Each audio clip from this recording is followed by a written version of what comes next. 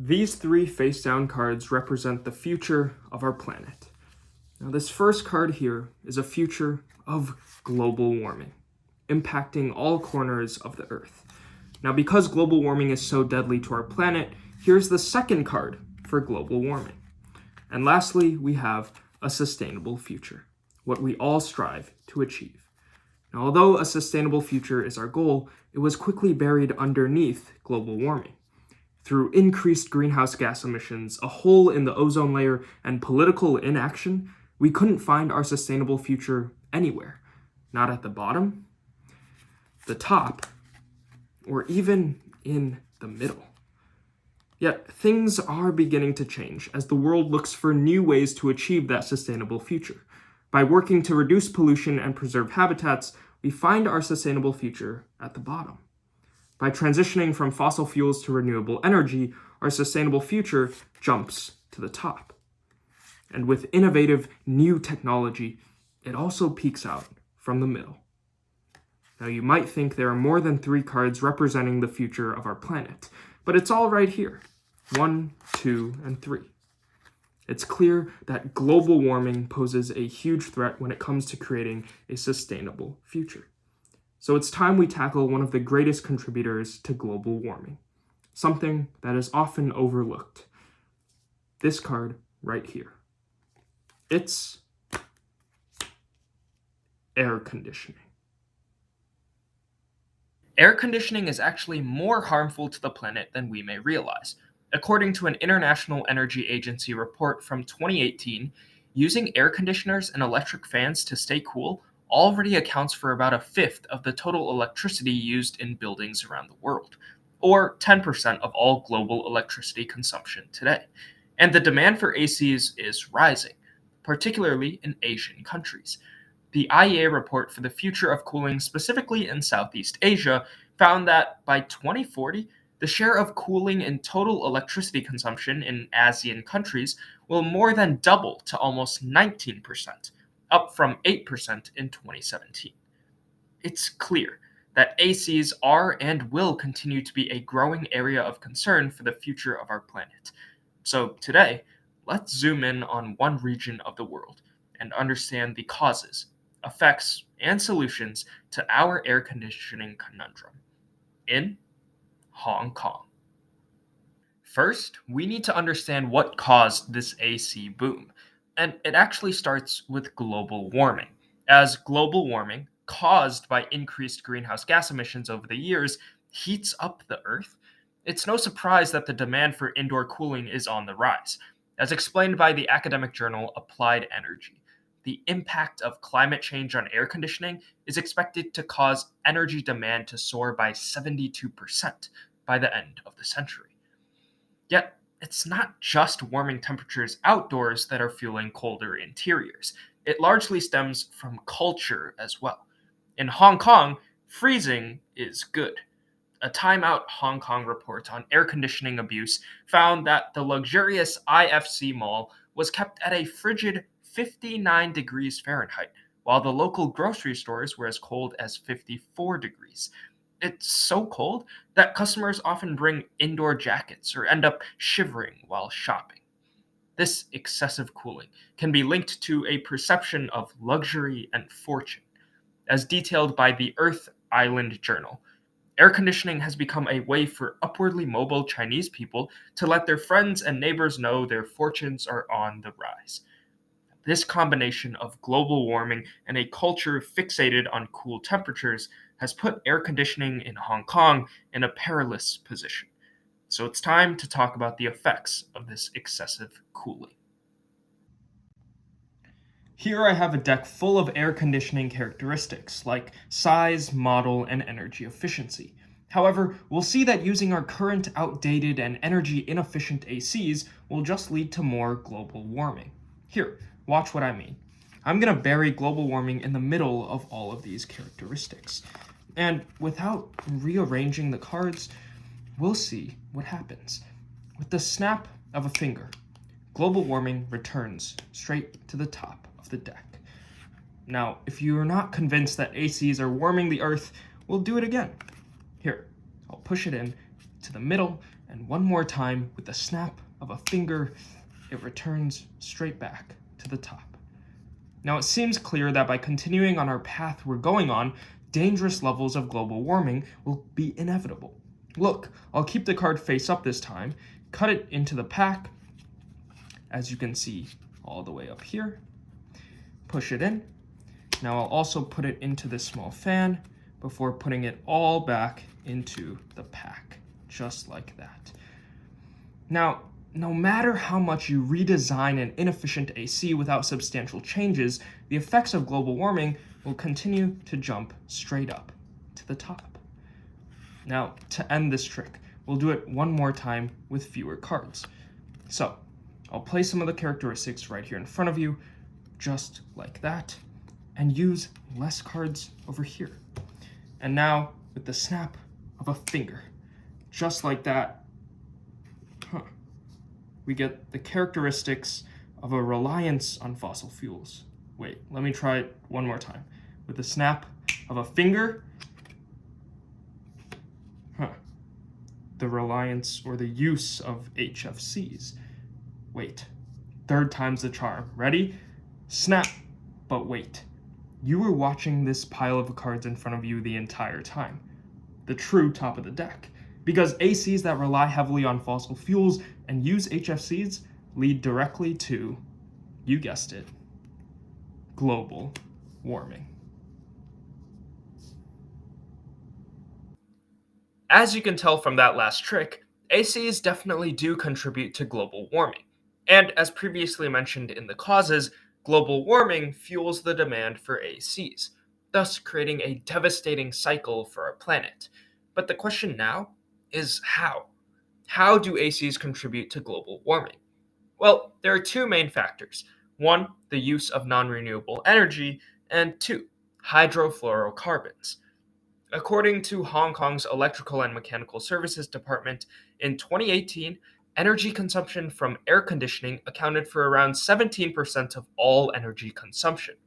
Almost all energy in Hong Kong was derived from non-renewable sources. And it's not just Hong Kong. In the tropical Southeast Asian region from 1990 to 2013, over 80% of this electricity came from fossil fuels. Hence, overall carbon dioxide emissions for the region have grown at similar rates. Cooling consumes an increasing amount of this growth. In regions like Hong Kong, ACs rely too heavily on fossil fuels, polluting the atmosphere and contributing to global warming. However, it's not just their energy usage that's a problem. You see, ACs work because of something called a refrigerant, a chemical that produces a cooling effect while expanding or vaporizing. The primary refrigerant in ACs right now are hydrofluorocarbons, or HFCs, which have their downsides. According to the New York Times, HFCs account for about 1% of global greenhouse gas emissions, but they can be thousands of times as potent as carbon dioxide and may account for up to 19% of emissions by 2050 if their manufacture continues unchecked. HFCs are a huge problem, and proposals have already been made to reduce their impact, like the Kigali Amendment to the Montreal Protocol. But so much more can still be done. So, to reduce AC's contribution to global warming, let's look at the final piece of the puzzle: the solutions. As ACs increase in prominence on a planet with almost 8 billion people, it's vital for us to avoid climate disaster, exacerbated by global warming. And also, we need to implement constructive policies to mitigate AC's impacts on the Earth. Now, we're going to keep these cards off to the side, but as the need for change becomes more imminent, I'm going to make a prediction. A card representing what the future of our Earth might look like. And essentially, what everyone wants is for humans to be able to live a sustainable future. However, with the demand for ACs on the rise and a failure to reach our climate goals, our sustainable future is being lost in the middle of our chaos. And with ACs still relying heavily on fossil fuels and HFCs, our sustainable future is being swept to the side. Yet, we can always fight for real solutions to win the race against devastating consequences. Now, as we continue to bear the brunt of global warming and climate change as a result of our inaction, it seems like the race has already been lost. However, we might still be able to catch up if we create innovative technology and pass climate-focused legislation faster than ever before. We just might be able to beat out the worst climate disasters and ultimately create the sustainable future that we all desire. When it comes to solutions for Hong Kong's cooling conundrum, policies need to be passed that will reduce the inefficiencies of ACs and their reliance on fossil fuels. To start, not all ACs are manufactured the same. Some are more energy efficient than others. Thus, it's important for Hong Kong to raise the standard on AC manufacturing and make energy efficient ACs more affordable for consumers. Now, they can follow what China implemented in 2009.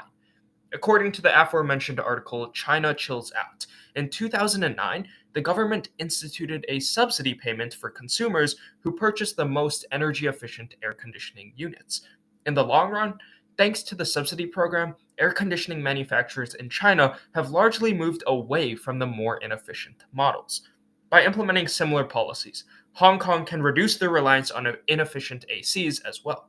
However, consumers also need to be able to afford the more efficient products. So, we can also turn to Hong Kong's two main electricity generation companies, CLP Power and HK Electric. Right now, they're actually on the right track. To help with pandemic relief and to transition to renewable energy, CLP Power will provide 220 million Hong Kong dollars worth of subsidies to encourage the switch to more energy efficient appliances. HK Electric would provide around 63 million in subsidies as well, as reported by the South China Morning Post. These funds would help the underprivileged, elderly, disabled, and residents living in subdivided housing. By implementing more policies like these, the government can work with energy providers to provide affordable, clean energy to consumers, allowing their ACs to be more efficient and rely less on fossil fuels. However, ACs would likely still use HFCs, so it's necessary to look towards the Kigali Amendment, an international agreement to gradually reduce the consumption and production of HFCs. Although the Kigali Amendment was ratified by China in June of 2021, the acceptance does not apply to Hong Kong. However, Hong Kong can and should still implement policies following the amendment, like the United States. Currently, the US has not ratified the Kigali Amendment, but the US EPA has implemented their own program known as the AIM Act, which will phase down the US production and consumption of HFCs by 85% over the next 15 years. In addition to implementing policies to reduce HFCs, governments should look towards ways to improve cooling in general. One way would be to invest in new technology, such as shape memory alloys, which change shape when cooled down and return to its original shape when heated up. Companies like Exergen are already experimenting with solid state technology made from shape memory alloys, which can deliver products that have no emissions of greenhouse gases or other pollutants.